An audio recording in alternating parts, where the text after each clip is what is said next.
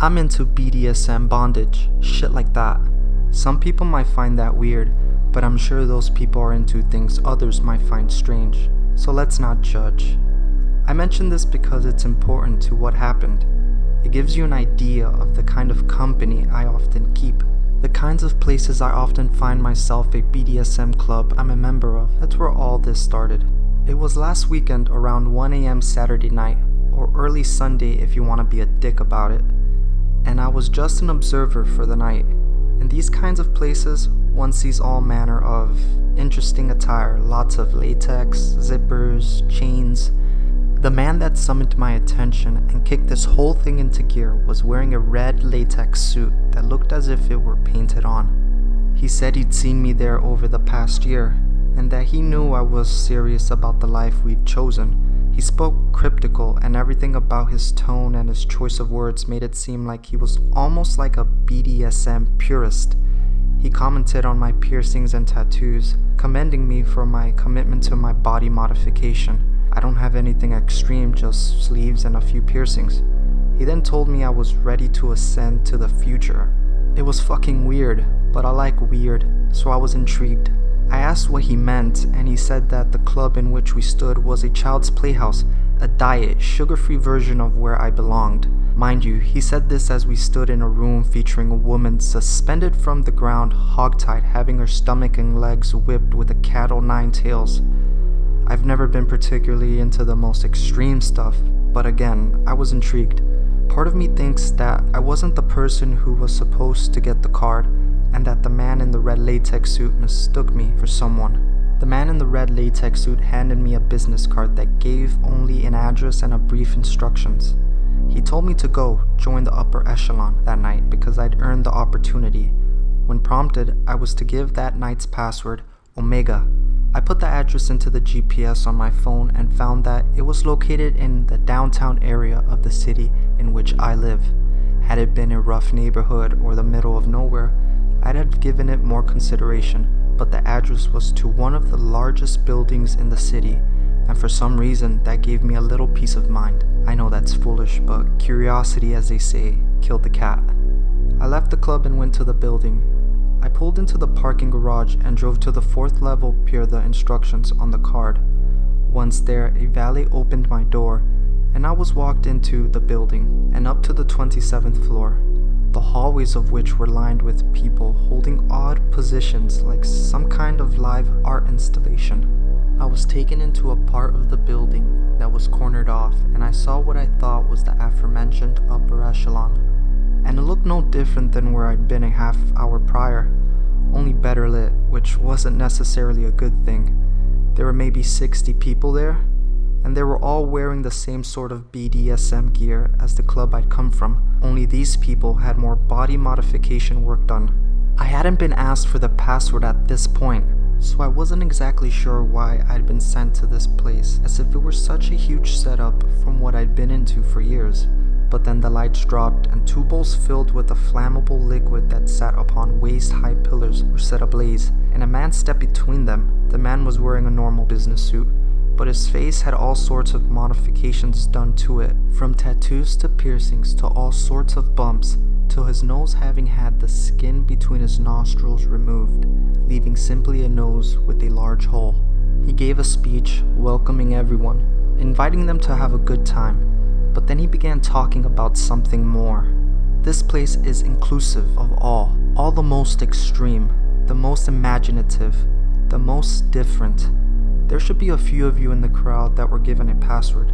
I invite those of you with that password to form a line at the elevator, and we will escort you to the main event of the evening. If tonight is your first night, you should consider yourself quite lucky. You're going to witness the final product of Miss Bennett's transformation. A light applause swept over the room. Password holders, please, to the elevators.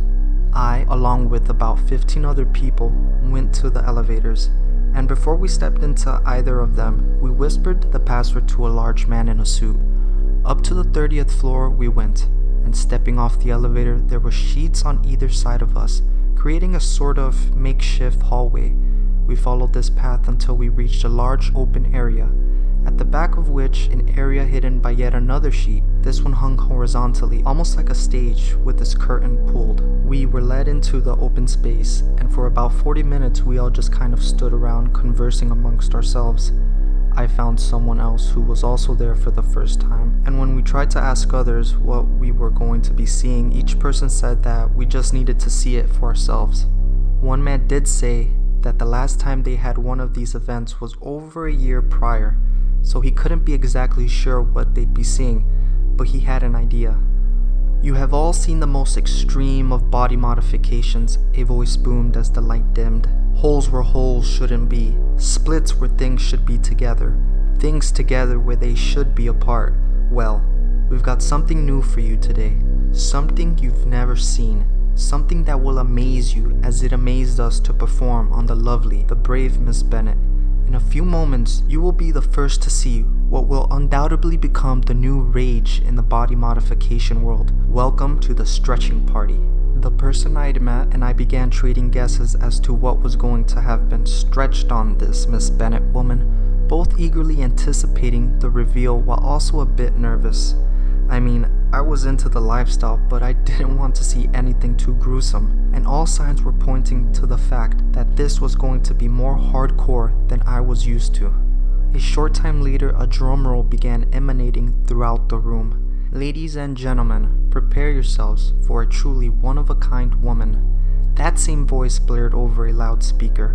"Over the course of 2.5 years, 19 procedures have been underwent to complete Miss Bennett's transformation.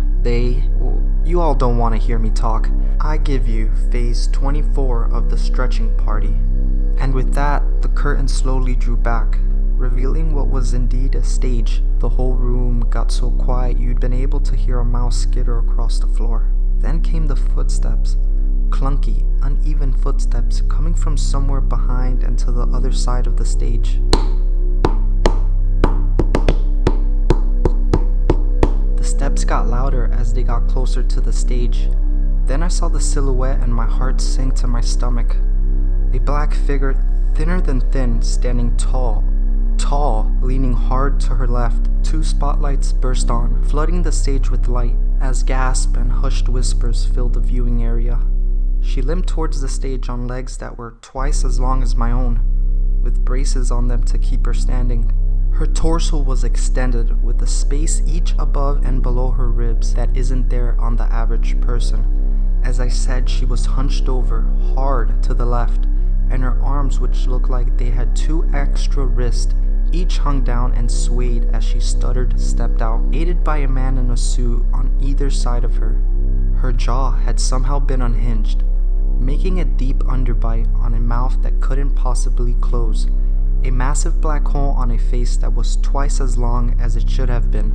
Her nostrils had been stretched the size of $50, and her earlobes hung down to line up with her bottom lip.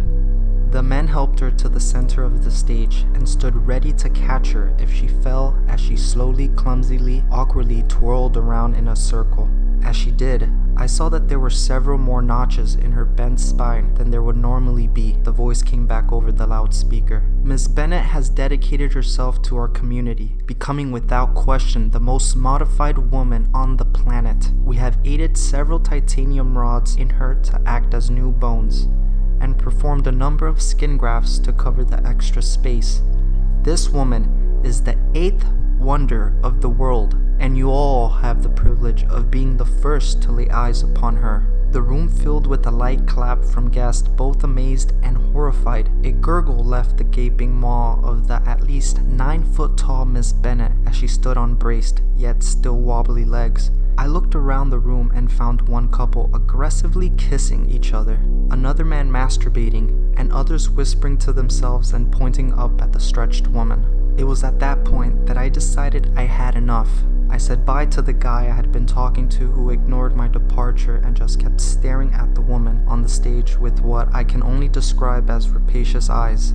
As I tried to leave, I was stopped by 2 men in suits at the elevator door who made me sign a non-disclosure agreement form, which I did. They then accompanied me to the 4th floor parking garage and only finally turned around as I began driving. I called the police immediately because, well, why wouldn't I? Nothing about what I'd just seen seemed remotely legal or ethical. The police went to where the party was being held, getting there probably an hour after I'd left, and it was almost as if no one had been there at all. According to the police, the only evidence they found of anyone being there on either of the floors I had been to was a few pieces of duct tape that had ostensibly been used to hold the sheets up, and a puddle of what looked to be drool on the stage area. The parking garage was empty, and the police quickly lost interest, even suggesting I've made the entire thing up. Then a few minutes ago, I got a text. You were not prepared for the upper echelon. You attempted to compromise our hard work, but we are a forgiving group. Fortunately for you, despite your transgression, you will have the privilege, like Miss Bennett, of being the guest of honor for the next stretching party. See you soon. I don't know what's going to happen, but I know that I should have heeded the warning of the curious cat.